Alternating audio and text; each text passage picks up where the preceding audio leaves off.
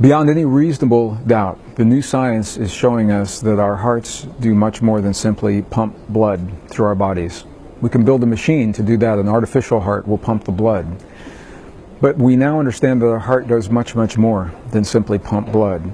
That our heart literally has its own brain. It is called neural intelligence.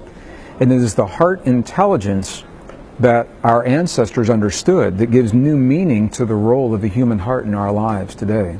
Our world, our physical world, is made of fields of energy, electrical fields and magnetic fields of energy. I remember as a scientist understanding the role of electrical and magnetic fields in our bodies and our world and thinking, if we were ever going to interact with our bodies, if we want to heal our bodies, we want to create peace in our families or our communities, we must speak to the fields that connect all things. We must find a meaningful language, a non-verbal language that communicates with the stuff that this world is made of. And this is precisely the essence of our most ancient and cherished spiritual traditions. It is called the great secret of our past. It's the secret of the traditions that are taught in the monasteries of the mountains of Tibet, little villages in the Andes Mountains of Bolivia and Peru, all through the American desert Southwest and North America, and many of the ancient Asian traditions, as different as they are from one another. The bottom line, the through line, is that they're all speaking about an experience, an inner experience that we have focused on our hearts that allows us to deal with the changes beyond our bodies in the world around us. What our own science now is showing us is that while our brain is certainly important, and when I was in school, my textbook taught me that the brain is where the action is, that the brain is the master organ in the body. Well, interestingly enough, the brain's not the first organ that forms in the human body, it's the human heart.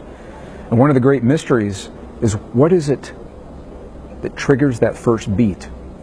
In one moment in time, there is a mass of cells, and the next moment something happens and the heart begins to beat. Our own science today still cannot tell us definitively why our heart begins to beat, but it does, and it is the first organ in our bodies. And as the organ develops, it begins to regulate the chemistry through the rest of the body. And what we now know is that our heart sends the signals to the brain that trigger the chemistry in the brain that's released into the body. It's all based on the way we feel. The electrical signal, the electrical signal between the heart and the brain is the key to understanding this relationship.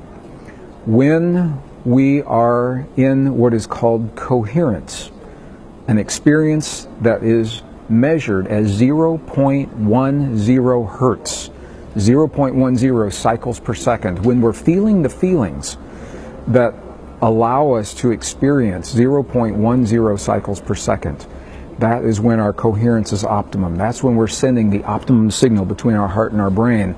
That's when our brain begins to release life-affirming chemistry into our bodies. Healing chemistry, our immune systems are strongly enhanced. Our anti-aging hormones, such as DHEA, increase 100% over a 3-minute period of time just from having this feeling. So we know that coherence is good for us as individuals. In the presence of coherence, we become less aggressive, more peaceful, more willing to cooperate. What the science now is showing is that those experiences extend beyond our bodies into the world around us, because the field of our heart is part of the world around us and connected with that field. So that when individuals can find a way to create coherence in their lives and become more cooperative, less aggressive, more willing to solve problems together, that experience is transmitted in this field, and others begin to find the same experience just because they're in that field, without consciously doing anything else. What this means is that a relatively few number of people that learn the language of the heart can benefit many people in our world. And I think it's no accident that this science that bridges our most ancient and cherished spiritual traditions is being revealed only now at the end of this 5,000-year-long cycle, when the best minds of our time tell us that we are facing the greatest crises of 5,000 years of recorded human history. How beautiful that as we face the crises that threaten our existence, we also remember the language of the human heart that heals the separation that's led to the crises. I think it's no accident that both are happening right now.